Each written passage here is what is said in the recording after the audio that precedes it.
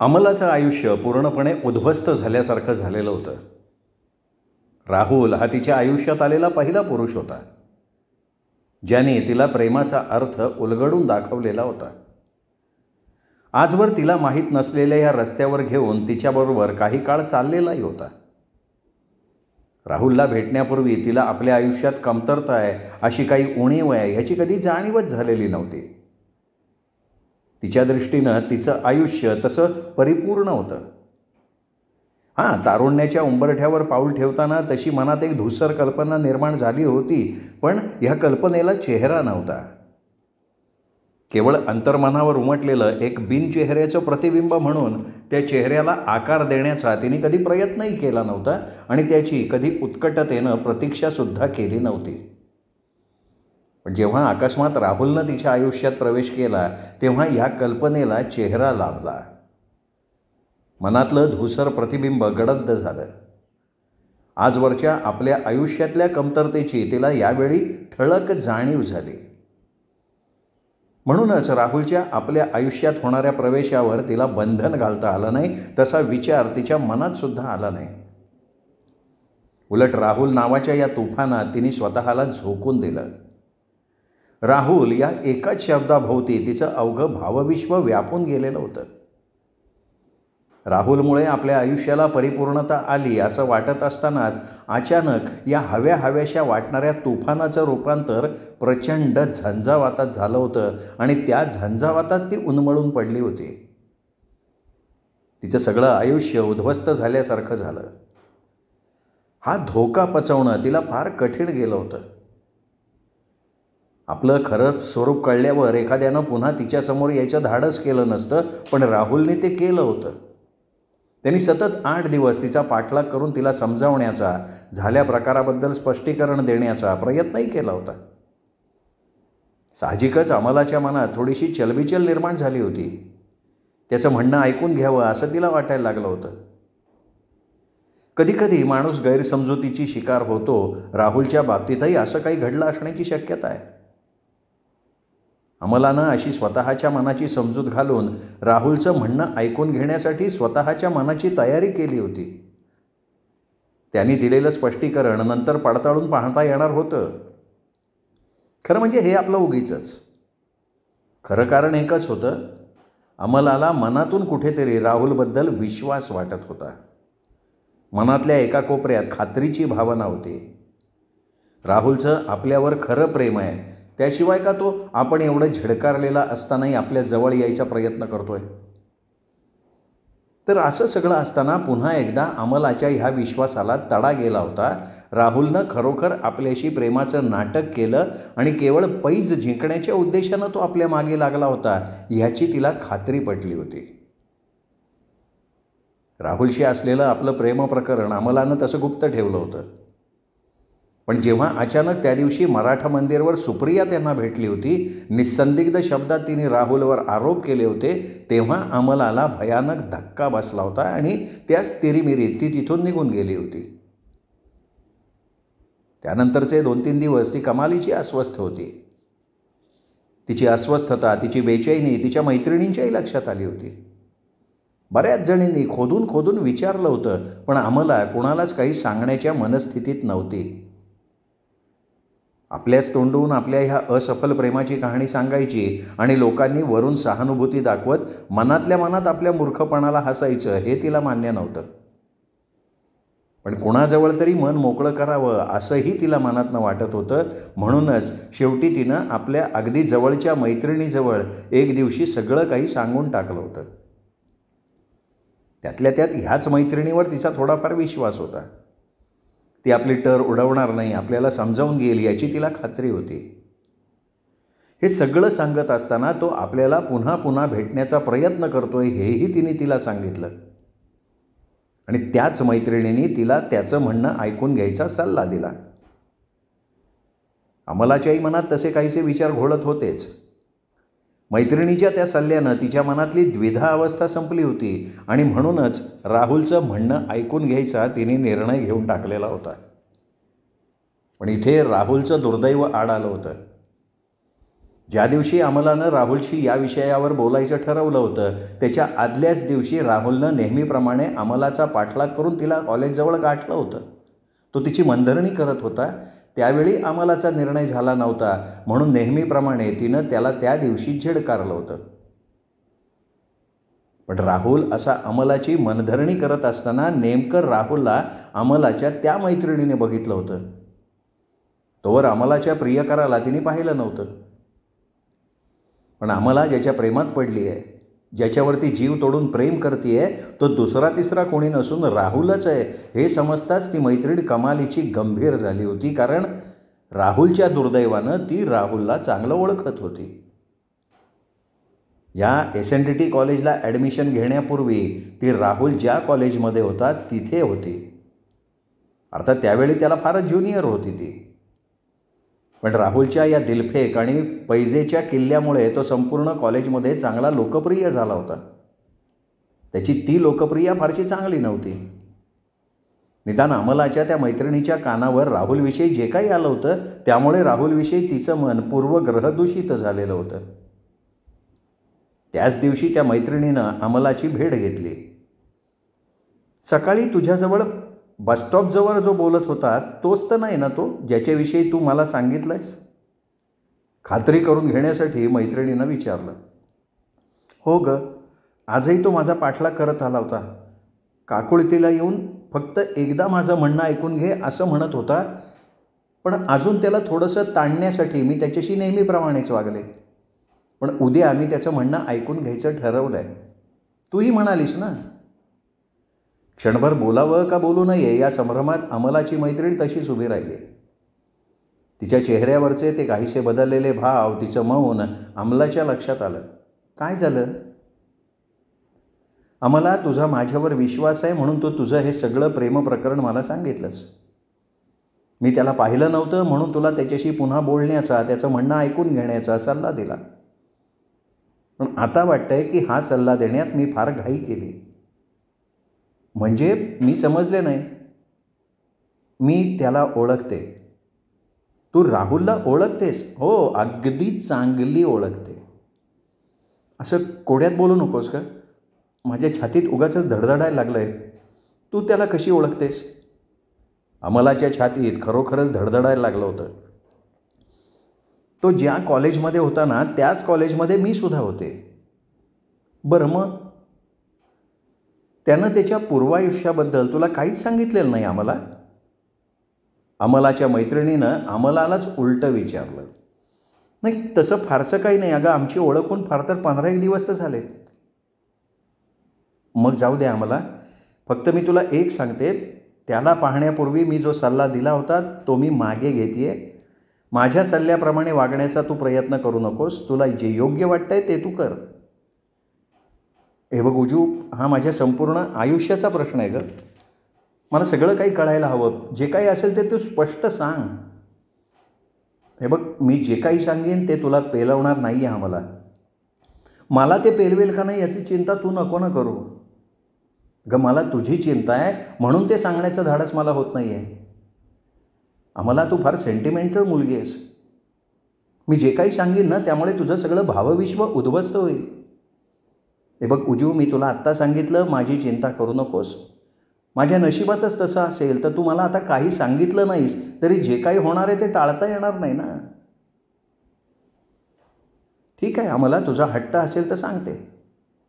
ज्याची तू आयुष्याचा जोडीदार म्हणून निवड केली आहेस तो भ्रमर वृत्तीचा माणूस आहे. आजवर त्यांनी कित्येक मुलींबरोबर असे प्रेमाचे खेळ केलेत आणि नुसते खेळ केले नाहीत तर पैज लावून प्रत्येक मुलीशी हुकमी प्रेमाचं नाटक केलं आहे त्याने. हे सगळं ऐकून आम्हाला सुन्न झाली. राहुल हा असा असेल? इतका नीच, इतका धोकेबाज? विश्वासच बसत नव्हता. पण उजू खोटं कशाला सांगेल? खोटं सांगून तिचा काय फायदा? उजू, आता अमलानं पुढं काही न विचारता सांगायला लागले. अगं, पैज लावून मुली पटवणं हा त्याचा छंद आहे. एक प्रकारची विकृतीच. ज्या मुलीशी आपण प्रेमाचं नाटक करतोय ती खरोखर आपल्या प्रेमात पडली आहे. तिच्या भावनेशी आपण जीव घेणा खेळ खेळतोय हे त्याच्या गावीसुद्धा नसतं. पैज जिंकली की तो अलगद त्या मुलीपासून बाजूला होतो. त्या मुलीचं पुढे काय होणार, तिचं काय चाललंय हे बघण्याचे कष्टही त्यांनी कधी घेतले नाहीत. मेहरबानी एकच आहे की त्याच्या या भ्रमरवृत्तीनं अजून एकाही मुलीचा बळी घेतलेला नाही आहे. म्हणजे माझ्या कानावर तरी तसं काही आलेलं नाही आहे. तू ज्या कोणा सुप्रियाचा उल्लेख केला होता त्याला पाहीपर्यंत मी विसरून गेले होते का? आता मला आठवलं, या सुप्रियाच्या बाबतीतही त्यांनी मित्रांची पैज लावली होती. तिच्याशीही त्यांनी असंच प्रेमाचं नाटक केलं होतं, पण तिच्याशी मात्र त्याचे संबंध बरेच दिवस टिकलेले होते. अर्थात पुढे काय झालं मला माहिती नाही, कारण त्याच वेळी मी कॉलेज सोडून ह्या कॉलेजमध्ये ॲडमिशन घेतली. पण आता तुझ्या सांगण्यावरनं तिलाही त्याने अशाच वाटाण्याच्या अक्षता लावल्यासारख्या दिसत आहेत. आम्हाला काही बोलत नव्हती, फक्त ऐकत होती. मला वाटतं आम्हाला तुझ्या संदर्भात सुद्धा त्यांनी अशीच कोणाशी तरी पैज लावली असेल, हो का नाही? आम्हाला ह्यावेळी होकारार्थी मान हलवावीच लागली. वाटलंच होतं मला. अगं तसा तो स्वतःहून कोणा पोरींच्या मागे लागत नाही, पण मलाही आता एका गोष्टीचं नवल वाटायला लागलं आहे. तुझ्याप्रमाणे त्याने अनेक मुलींशी पैज जिंकण्यासाठी प्रेमाचं नाटक केलं. पैजेची पूर्तता झाल्यावर त्या मुलीपासून तो बाजूला झाला. तुझ्यासारख्या बऱ्याच मुली त्याच्यावर रागावल्या. त्याच्यापासून दूर होताना त्यांनी त्याला बरंच काही सुनावलं, पण त्यांचं ते सगळं बोलणं त्यांनी हवेवर सोडून दिलं होतं. कुठल्याही मुलीशी तो पुन्हा बोलायला गेला नाही. कोणाचीही त्यांनी पुन्हा मनधरणी केली नाही. त्यांनी कुठल्याही मुलीच्या असं मागे पुढे केलं नाही. आपल्या वागण्याचं स्पष्टीकरण देण्यासाठी त्या मुलीचा त्यांनी कधी पाठलागही केला नाही. याला अपवाद फक्त तू आहेस. वास्तविक तुझ्याशी प्रेमाचं नाटक करून त्यांनी पैज जिंकली होती. मग त्याच्या स्वभावाप्रमाणे त्यांनी इतर मुलींसारखं तुला विसरून जायला हवं होतं ना, पण तसं घडलं नाही. पैज जिंकल्यानंतर सुद्धा तुझा पिच्छा त्यांनी सोडला नाही. उलट तू त्याला एवढं झिडकारून टाकलंस तरी तो तुला स्पष्टीकरण द्यायचं म्हणतोय. हे खरं म्हणजे त्याच्या आजपर्यंतच्या स्वभावाच्या विरुद्ध आहे. असं तर नाही ना तो खरोखर तुझ्या प्रेमात पडला आहे, तुझ्यासाठी पागल झाला आहे? मला तरी तसंच वाटतंय, पण अमलाला तसं मुळीच वाटत नव्हतं. उजूच्या तोंडून राहुलचा हा सगळा इतिहास समजल्यावर तिच्या मनात त्याच्याविषयी जो काही थोडा बहुत विश्वास होता, सॉफ्ट कॉर्नर होता, तो पूर्णपणे नाहीसा झाला होता. तिच्या मनातल्या त्याच्या प्रतिमेनं एक काळकुट्ट स्वरूप धारण केलं होतं. राहुलचा आपल्याजवळ येण्यामागे तसाच काहीतरी स्वार्थ असावा. उजू म्हणते तसं त्याचं आपल्यावर प्रेम वगैरे काही नाही. असलीच तर ती केवळ आपल्या शरीराची अभिलाषा असावी. आपलं शरीर मिळवण्यासाठी तो पुन्हा आपल्या मागे लागलेला असावा. ज्या ज्या पोरींशी त्यांनी प्रेमाचं नाटक केलं होतं त्यानं काही तसंच सोडलेलं नसावं, म्हणून त्यांच्याविषयी त्याला तसं काही आकर्षण राहिलेलं नसणार. त्यांच्याकडून हवं ते वसूल केल्यावर तो कशाला त्यांच्या मागे धावेल? पण आपण त्याला त्या पायरीपर्यंत येऊ दिलं नाही, म्हणूनच त्याला अजून आपलं आकर्षण वाटतंय. पुन्हा तो आपल्याला जाळ्या तोडायला बघतोय. कमला नेहरू पार्कमध्ये त्यांनी तसा आपल्याला स्पर्श करण्याचा प्रयत्न केला होता. यावरून त्याचा इरादा स्पष्ट होतोय. कदाचित ते सुप्रिया प्रकरणमध्ये उपटलं नसतं तर हळूहळू त्याने आपल्या भोवतीचं जाळं अधिक घट्ट करत आणलं असतं आणि एक वेळ अशी आली असती की कदाचित आपणही त्याच्या मोहजालात, त्याच्या गोड बोलण्यात फसून आपलं सर्वस्व अगदी वेळेवर सावध झालो होता. पण नाही तर आज आपली अवस्था काय झाली असती? नाही, यापुढे राहुलची सावलीसुद्धा आपल्या शरीरावर पडता कामा नये. त्याच्या सावलीनं आपलं शरीर कलंकित होऊन जाईल. राहुलविषयी अमलाच्या मनात आता घृणा आणि आत्यंतिक तिरस्कार याशिवाय दुसरी कुठलीही भावना नव्हती. पण त्याचबरोबर राहुलनं आपल्याशी आणि आपल्यासारख्या भोळ्या बाबड्या मुलींशी जो खेळ केला त्याबद्दल त्याला चांगली अद्दल घडवायला हवी होती. ही तिची इच्छा होती, पण तिला तशी संधी मिळायला हवी होती. अर्थात तशी संधी मिळेल का नाही याची तिला खात्री नव्हती. त्यासाठी राहुल तिला पुन्हा भेटायला हवा होता. पण त्या दिवसानंतर राहुल तिला पुन्हा भेटला नव्हता, दिसलाही नव्हता. अरे आपण? अमलाला आपल्या दुकानात बघून सुदर्शनला कमालीचा धक्का बसला. त्या प्रसंगानंतर अमला आज प्रथम सुदर्शनच्या दुकानात आली होती. मराठा मंदिरवर सुप्रियाच्या बरोबर अमलानं सुदर्शनलाही पाहिलं होतं. सुदर्शन राहुलचा मित्र आहे याची कल्पना तिला आली होती. नकळत सुदर्शनविषयीही तिच्या मनात आढी बसली होती आणि म्हणूनच तिने त्याच्या दुकानात जायचं बंद केलं होतं. दुसऱ्या केमिस्टच्या दुकानातनं ती लागणारी औषधं खरेदी करत होती. मात्र रोज न चुकता ती हळूच बाल्कनीत येऊन एक नजर सुदर्शनच्या दुकानावर टाकत होती, केवळ राहुलला पाहण्यासाठी. पण राहुल तिला पुन्हा सुदर्शनच्या दुकानात दिसला नव्हता. शेवटी आज मनाचा निश्चय करून ती सुदर्शनच्या दुकानात आली होती, केवळ राहुलची माहिती काढण्यासाठी. राहुलला धडा शिकवल्याशिवाय तिला चैन पडणार नव्हतं. सुदर्शननं झटपट हातातलं गिऱ्हाईक संपवलं. आता दुकानात फक्त सुदर्शन आणि आम्हालाच होते. सकाळची वेळ असल्यानं दुकानात फारशी गर्दी नव्हती. आज बऱ्याच दिवसांनी तुमचे आमच्या दुकानाला पाय लागले, सुदर्शन जवळीक साधण्याच्या हेतूनं म्हणाला. म्हणजे आम्ही सतत आजारी पडावं अशी तुमची इच्छा आहे काय? राहुलचा पत्ता काढण्यासाठी सुदर्शनशी तसं थोडं मोकळं बोलायलाच हवं होतं. नाही तसं नाही, पण पूर्वी तुम्ही दर 2-4 दिवसांनी येत होतात म्हणून विचारलं. आता तशी गरज भासत नाही. मला असं काही बोलायचा हक्क नाही, कारण कुणी कुठून काय घ्यावं हा ज्याचा त्याचा प्रश्न आहे. पण तुम्ही आत्ता जे म्हणालात ना ते खरं नाही.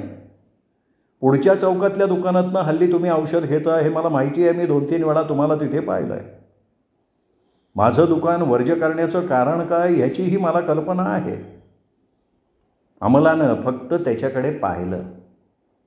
मी राहुलचा मित्र म्हणून तुम्ही माझ्या दुकानावर बहिष्कार टाकलाय, खरं आहे का नाही? गव्हाबरोबर किडे रगडले जातात ना, ते असे.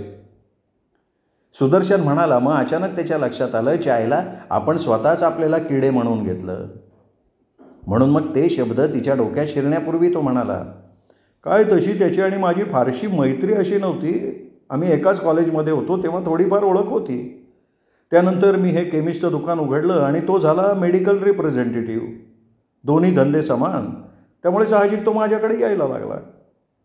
खरं म्हणजे पहिल्यापासून त्याचा स्वभाव आवडत नव्हता मला, पण एकतर कॉलेजमधली ओळख आणि दुसरं म्हणजे एकाच व्यवसायातले, त्यामुळे मला काही बोलता येत नव्हतं त्याला. पूर्वी रोज ते तुमच्या दुकानात दिसायचे. अमलाला हवा असणारा विषय सुदर्शननं काढला होता. काही काम असो नसो तो आपला हजर. मी म्हणतो तेही काही नाही हो, येऊन बसला तर माझी खुर्ची काही झिजत नाही, पण माझ्याच दुकानात बसून त्यानं तुमच्याशी त्याचे मला हे अगोदर कळलं असतं ना तर मी त्याला स्ट्रेट सांगितलं असतं दुकानात यायचं नाही. खरं म्हणजे ह्यात माझीच चूक आहे. मग हल्ली दिसत नाहीत ते? त्याच्या बोलण्याकडे दुर्लक्ष करत अमलानं विचारलं. अच्छा, म्हणजे ही राहुलची चौकशी करायला आली आहे तर? साला एवढं होणे या पोरटीच्या मनात त्याच्याबद्दल अजूनही प्रेम आहे. आपल्याला वाटलं होतं एवढं रेढ्याण पकडून दिल्यावर सुप्रियानं जसे त्याच्याबरोबर असलेले सगळे संबंध तोडून टाकले, तसेच हिनंही सुप्रियानं केलेले आरोप ऐकून त्याला आपल्या आयुष्यातनं बाद केलेलं असावं. पण हिच्या मनात अजूनही त्याच्याबद्दल नाही. हे असं नाही होतं कामा. राहुलनं साल्यानं जाता जाता सुप्रियाला पिन मारली. आपल्या डबघाईला आलेल्या आर्थिक परिस्थितीची कल्पना तिला दिली.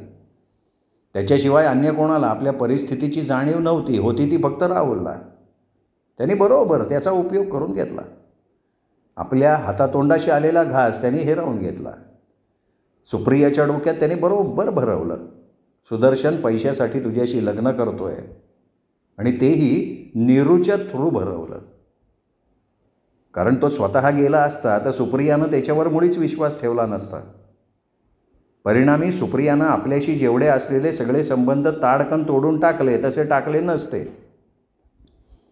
सुप्रिया आपल्याला मिळाली नाही तशीच ही पोरगी राहुलला मिळता कामा नये. हिच्या मनात राहुलबद्दल आढी निर्माण व्हायला हवी. हिनं त्याचा तिरस्कार करायला हवा. या एकाच विचारानं सुदर्शन झपाटून गेला. अहो कसा दिसणार तो? त्याला तोंड आहे का इथे यायला? इथेच नाही तर मुंबईसुद्धा कुठे तोंड दाखवायला जागा राहिली नाही त्याला. सुदर्शन म्हणाला. बोलताना नकळत राहुलविषयीचा सगळा संताप त्याच्या आवाजात, त्याच्या चेहऱ्यावर गोळा झाला होता. म्हणजे ते मुंबईत नाहीत? नाही हो, नोकरी बिकरी सोडून पळून गेला आहे भेकड. सुदर्शननं मुद्दाम नागपूरचं नाव नाही घेतलं. उगाच तिला माहिती नसेल तर आपण कशाला माहिती करून द्या?